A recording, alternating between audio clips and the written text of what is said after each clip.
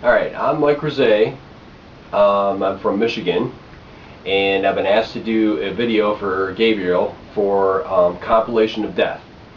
A Compilation of Death people asked me to do a video, Gabriel in particular, about why Compilation of Death is important to me. Okay, this is why Compilation of Death, the newest one that's coming out this year in 2014, is important to me.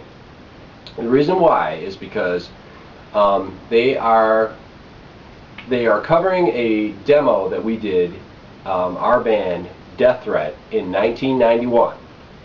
A demo called "The Support of Some is the Suffocation of Others."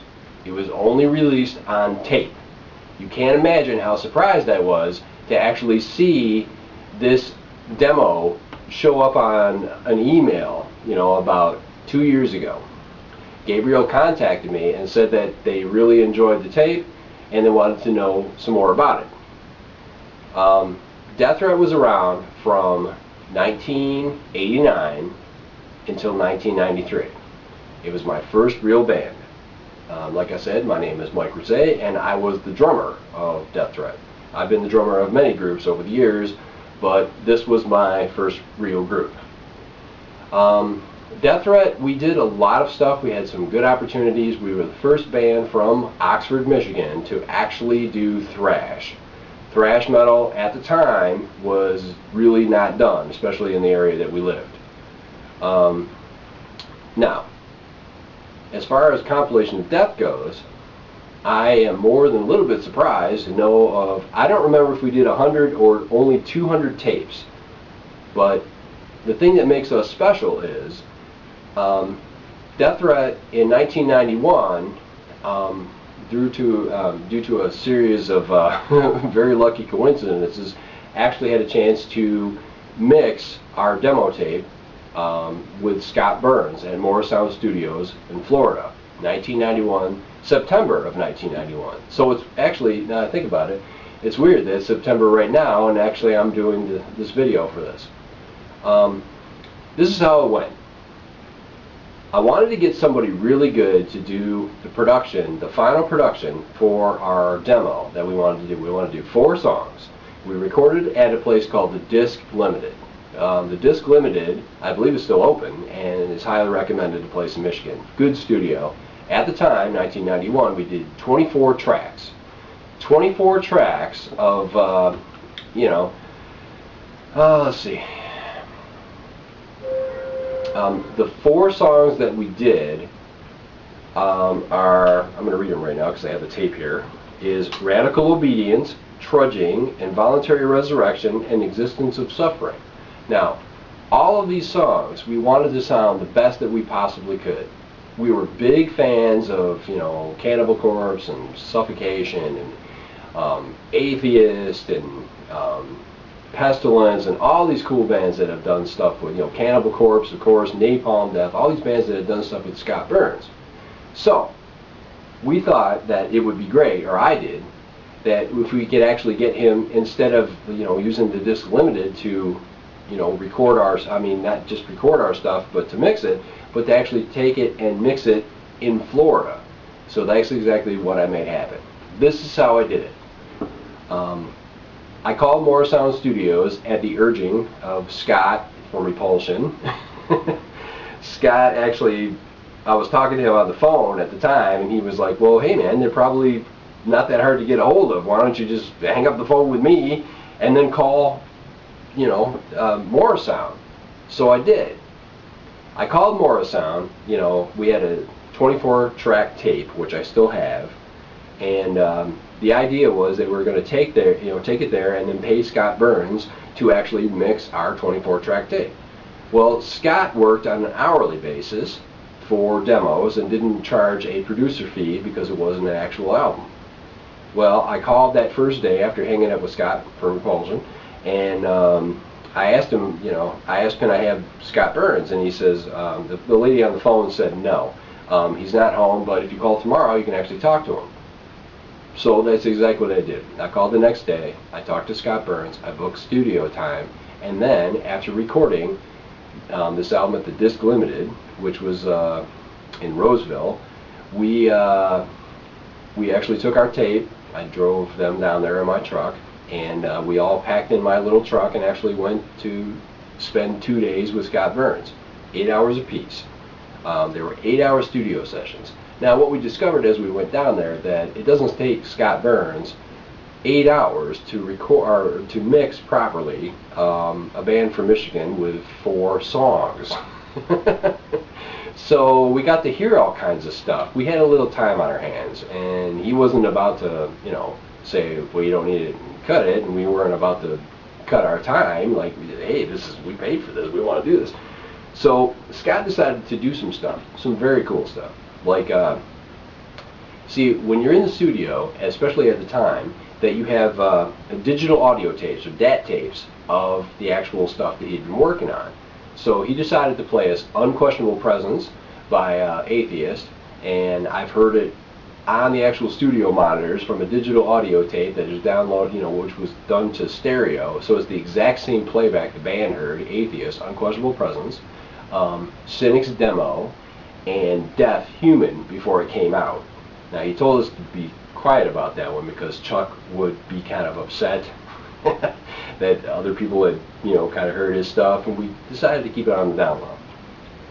So anyway, it was a very good experience.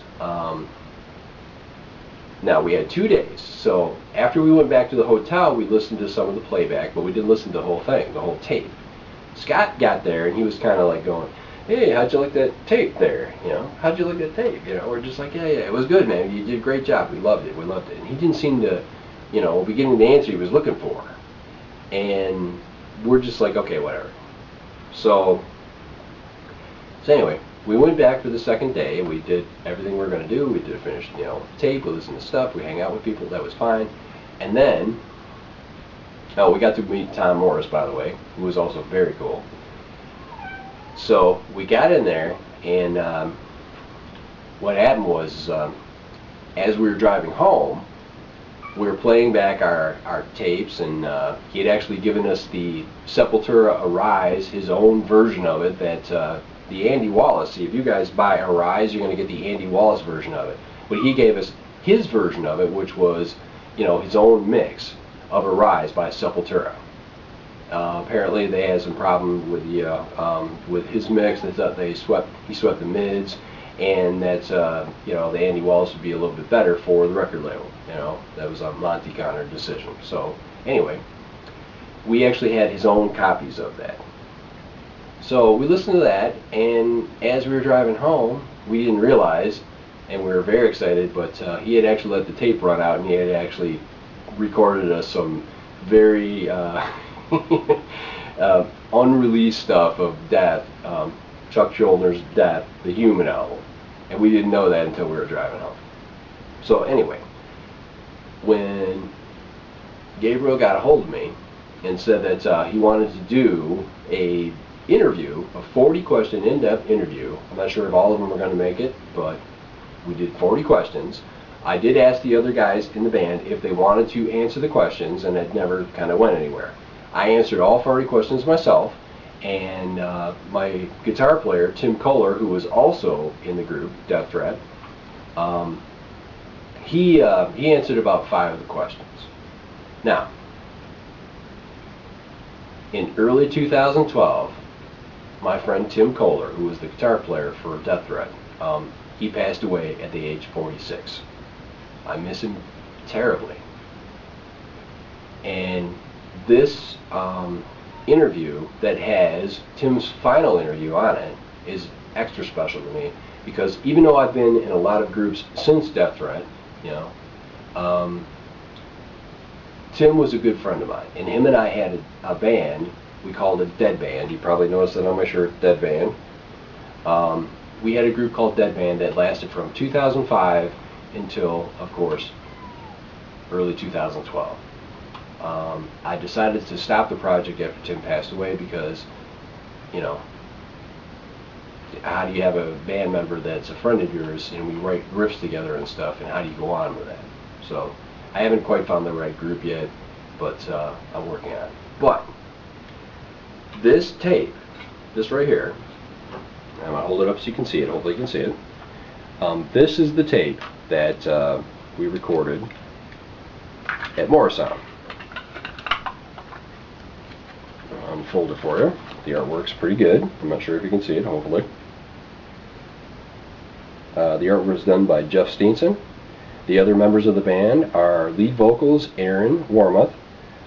Sean Gepner was our bass player. The guy who played leads, who did not go with us to Florida, was Mike Gorman. He did not do any of the rhythm guitar. It was all done by Tim Kohler. But he did an excellent job on leads, by the way. Mike Gorman did. And then Tim Kohler, my friend. Even though I missed Tim very, very much, I think he would be very proud of this. He did know about the the article coming out, and it has been a couple of years, but we've been waiting a long, long time. When I first got notice from Gabriel that this was actually one of these tapes, one of these, I don't even remember. I think we maybe made 200 of them, maybe.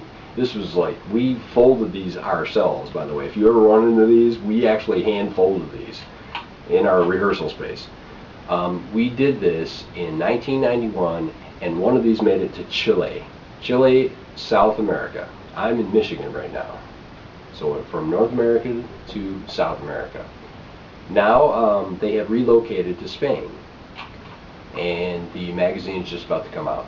So I'm very excited about it. I have been for a long time. I've been telling friends and family about it for a long, long time, and I hope you guys enjoy it as well. So that's my story. If I have a new group anytime soon, which I just might, that's my drums behind me. I still play them. I still am active. I just haven't quite found the right guy to make a serious project with yet. But anyway, thank you, Gabriel. Thank you everybody else who worked on the project. I hope all of our answers actually made it to the magazine, and now you guys know about Death Threat. Alright? So, this is Mike, and thank you.